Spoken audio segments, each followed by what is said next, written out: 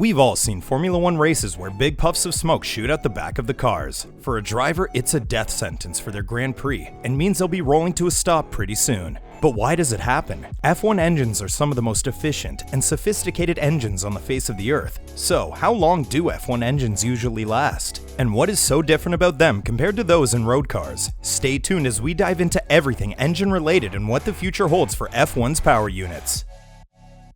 Pure power.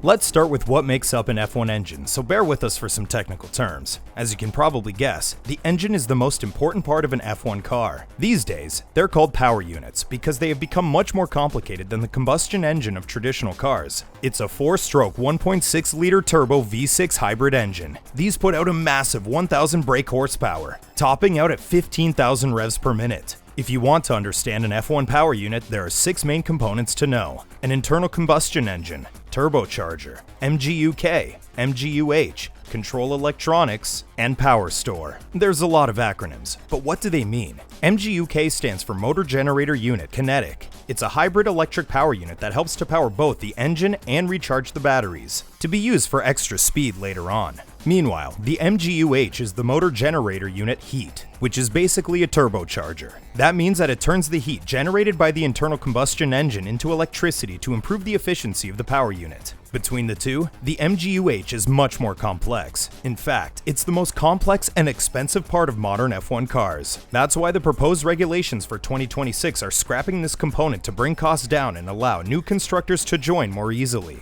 Teams are only allowed to use a limited number of each units per season. Otherwise, the big spenders would easily beat the little guys. The first 4 components can be replaced 3 times each season, while the last 2 can only be replaced twice. It adds another level of strategy for the mechanics and engineers. Would you rather have high performance and high risk, or reliability and low risk? Out with a bang.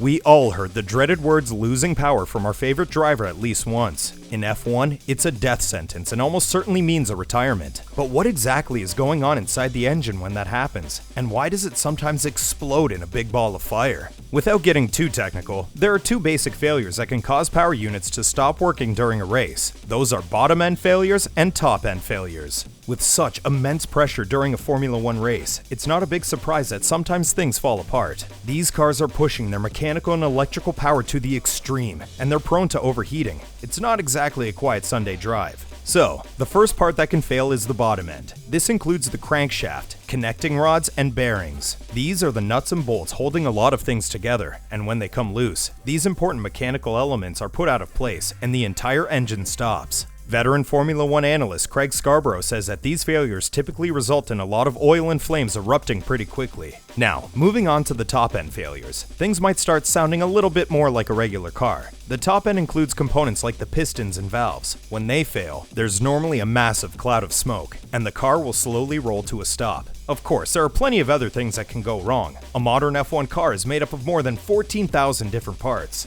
and the electrical components mean that some of these issues can be so complicated that they take days for teams to figure out what exactly happened. 2 of the DNFs of Ferrari's Charles Leclerc were caused by a failure of the power unit's turbo component. Ferrari's engine department certainly have a lot of work to do if they want to remain competitive, but that's much easier said than done.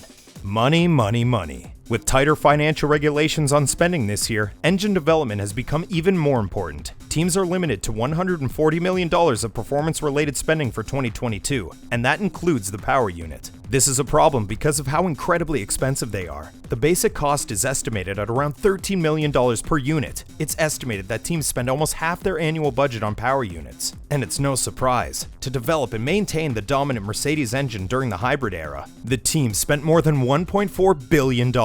That's where engine suppliers like Mercedes, Ferrari, and Renault have the upper hand. They can keep costs down by manufacturing their own engine parts and make a tidy sum selling them to other teams. Then, of course, there's the performance advantage of building both the engine and the chassis of the car. That's why Red Bull are trying to move into their own engine manufacturing, with Red Bull powertrains. But the big costs of these parts are the reason that Haas driver Mick Schumacher was withdrawn from the Saudi Arabian Grand Prix earlier this year. Haas just couldn't afford to risk losing another expensive piece of machinery. Formula 1s aren't only concerned with cost saving though, they're also making a big effort to move towards sustainability. And a big part of that plan is making the engines run on 100% sustainable fuel by 2026. 4-time world champion Sebastian Vettel thinks that F1 has the potential to change road car technology to help fight climate change too. He said, "Our engines are incredible. They're incredibly efficient, probably the most efficient. But will you ever drive that engine in the car that you choose to drive one day?"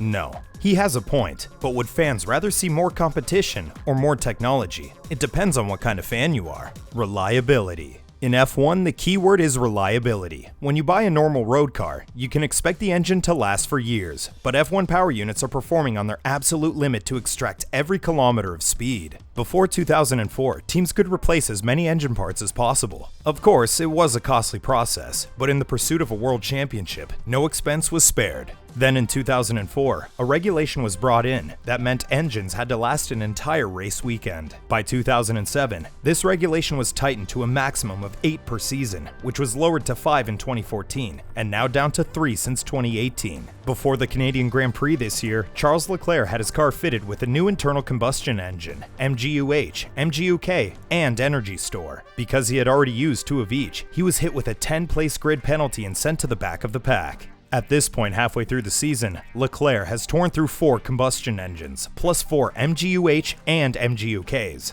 It's a worrying sign for the Ferrari power unit because that's double the amount that Red Bull have used. Even though Ferrari might look quicker most weekends, if their power unit doesn't last, it's all for nothing. The Prancing Horses have had the most unreliable engine so far this season, and their customers Haas and Alfa Romeo have also had issues. By far, the most reliable has been Mercedes. It looks like almost a decade of having the strongest power unit has given them the know-how to keep the power units intact. Unfortunately for them though, their chassis hasn't been on the same level. Their only hope now is that Red Bull and Ferrari have engine issues towards the end of the season, and with the financial restrictions crunching teams more than ever, reliability could be the thing that determines this year's World Championship.